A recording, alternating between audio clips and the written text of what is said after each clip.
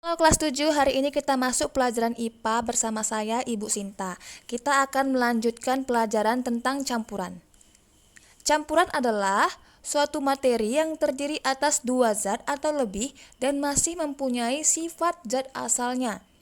Campuran itu ada dua, yaitu satu, campuran homogen. Homo itu artinya satu. Jadi campuran homogen adalah campuran antara dua zat atau lebih yang partikel-partikel penyusunnya tidak bisa dibedakan lagi. Contohnya, gula kamu masukkan ke dalam air lalu kamu aduk, maka gula tersebut larut ke dalam air dan tidak terlihat lagi. Itu namanya partikel-partikel penyusunnya tidak dapat dibedakan lagi. Tidak dapat lagi kita lihat mana gulanya. Yang kedua, campuran heterogen adalah campuran antara dua macam zat atau lebih yang partikel-partikel penyusunnya masih bisa dibedakan antara satu dengan yang lainnya. Contohnya, minyak dan air kamu campur, lalu kamu aduk. Kamu tunggu beberapa saat, lalu kamu masih bisa melihat yang mana minyak dan mana air.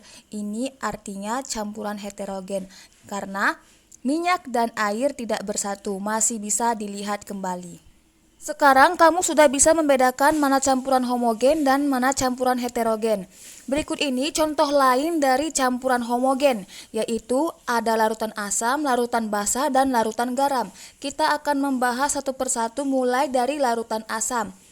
Ciri-ciri larutan asam sudah jelas, rasanya pasti asam. Dapat menimbulkan korosif, arti korosif ini merusak. Kalau kena kulit, kulit jadi rusak. Kemudian dapat mengubah kertas lakmus biru menjadi merah. Kertas lakmus ini adalah indikator suatu asam dan basa. Contohnya, contoh larutan asam ya, air jeruk, asam cuka, air aki, dan lain-lain. Larutan basa, di sini namanya basa bukan basah. Ciri-ciri larutan basa, rasanya pahit, terasa kaustik. Kaustik di sini artinya licin.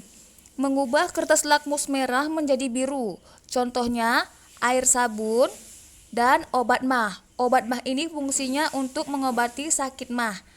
Larutan garam. Garam yang paling sering kita kenal adalah garam dapur atau NaCl. Namanya natrium klorida. Garam terbentuk karena reaksi antara asam dan basa atau dinamakan reaksi netralisasi. Pada reaksi netralisasi tersebut dihasilkan garam dan air. Jadi reaksinya asam direaksikan dengan basa menghasilkan garam dan air. Jadi tanda tambah di situ artinya direaksikan dan tanda panah di situ artinya menghasilkan. Garam seringkali digunakan dalam kehidupan sehari-hari, antara lain industri pupuk, obat-obatan, pengolahan makanan, dan bahan pengawet. Larutan asam dan basa itu ada yang kita jumpai dalam kehidupan sehari-hari dan ada yang bersifat berbahaya sehingga disimpan di dalam laboratorium. Nah, jadi tidak semua larutan asam dan basa dapat kamu bedakan dengan cara menyentuhnya atau mencicipinya. Itu sangat berbahaya. Jadi kita memerlukan suatu indikator. Indikator adalah suatu senyawa yang dapat digunakan untuk mengidentifikasi atau membedakan asam dan basa. Indikator ada dua jenis, yaitu indikator alami dan indikator buatan. Indikator alami adalah indikator yang berasal dari bahan alami, misalnya kunyit, bunga mawar, dan kubis merah. Indikator buatan adalah indikator siap pakai yang dibuat di laboratorium, misalnya kertas lakmus merah dan biru. Ada 3 larutan, larutan asam, netral, dan basa, dan juga ada kertas lakmus merah dan kertas lakmus biru. Nah, kertas lakmus biru terletak di sebelah kiri dan kertas lakmus merah terletak di sebelah kanan masing-masing larutan. Pada larutan asam, lakmus merah tetap merah. Lakmus biru berubah menjadi merah. Jadi pada larutan asam, merah semuanya. Merah tetap merah, biru menjadi merah. Pada larutan basa, lakmus merah berubah menjadi biru. Dan pada lakmus biru, tetap warnanya tetap biru. Pada larutan garam, lakmus merah tetap merah, lakmus biru, tetap biru. Kemudian kita masuk ke pemisahan campuran, ada 5.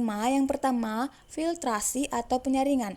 Prinsip kerja filtrasi didasarkan pada perbedaan ukuran partikel zat-zat yang bercampur dan pada umumnya digunakan untuk memisahkan padatan dari cairan. Contohnya, kamu ingin membuat kopi tapi kopinya ada ampasnya, lalu kamu saring, maka yang tertinggal dalam saringan adalah residu atau ampasnya.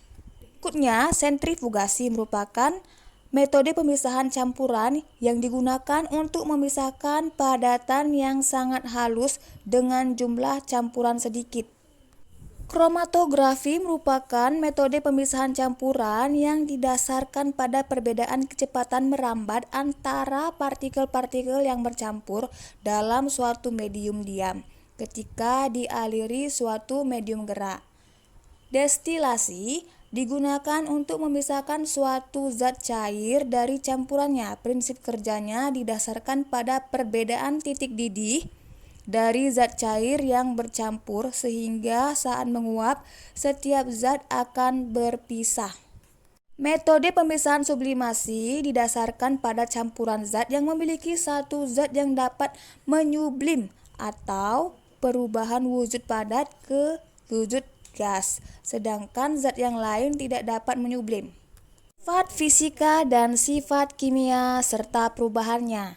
Sifat kimia merupakan sifat zat yang berhubungan dengan mudah atau sulitnya zat tersebut untuk bereaksi secara kimia. Sementara sifat fisika adalah sifat yang berkaitan dengan keadaan fisik suatu zat. Sifat fisika termasuk di dalamnya bentuk, warna, bau, kekerasan, titik didih, titik beku, titik leleh, daya hantar, ukuran partikel, dan massa jenis atau densitas. Salah satu sifat fisika adalah massa jenis atau densitas. Massa jenis adalah hasil bagi massa zat dengan volumenya. Ini rumusnya ada, itu bukan P ya, tapi dibaca Rho. Rho sama dengan M per V, di mana Rho adalah massa jenis, satuannya kilogram per meter kubik atau gram per sentimeter kubik. M adalah massa zat dalam kilogram atau gram. Dan V adalah volume zat, satuannya dalam meter kubik atau sentimeter kubik. Contoh soal, sebuah kubus kayu memiliki volume 5 cm kubik. Jika massa kubus kayu tersebut 1250 gram, maka massa jenis kayu tersebut adalah, jadi diketahui volume kubus kayu atau V-nya sama dengan 5 cm kubik. Massa kubus kayu atau M-nya 1250 gram. Ditanya massa jenis kubus kayu tersebut. Dijawab dengan menggunakan rumus Rho sama dengan massa per volume atau Rho sama dengan M per V. Masukkan angkanya, Rho sama dengan 1250 gram dibagi 5 cm kubik. Jadi Rho sama dengan 250 gram per cm kubik. Kita sudah memahami tentang sifat fisika dan sifat kimia. Sekarang kita lanjut ke perubahan kimia dan perubahan fisika. Perubahan fisika adalah perubahan zat yang tidak disertai dengan terbentuknya zat baru.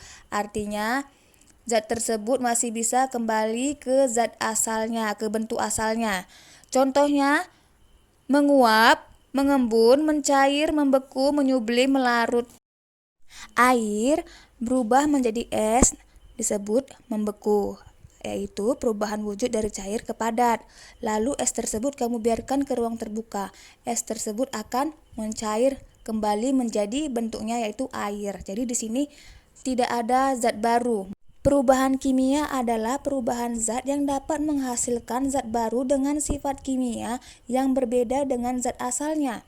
Ciri-ciri perubahan kimia: yang pertama, terbentuknya gas. 2. Terbentuknya endapan. 3. Terjadinya perubahan warna. 4.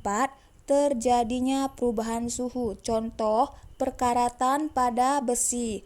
Apa yang dapat kita lihat? Perubahan warna. Jadi, itu merupakan perubahan kimia. Contoh lainnya, nasi bagus lama-kelamaan berubah menjadi nasi basi. Di sini, nasi basi merupakan zat baru karena tidak dapat kembali lagi menjadi nasi yang bagus. Materi kita sampai di sini, silakan kerjakan tugasnya dan dikumpulkan hari Senin. Selamat mengerjakan, sekian dan terima kasih.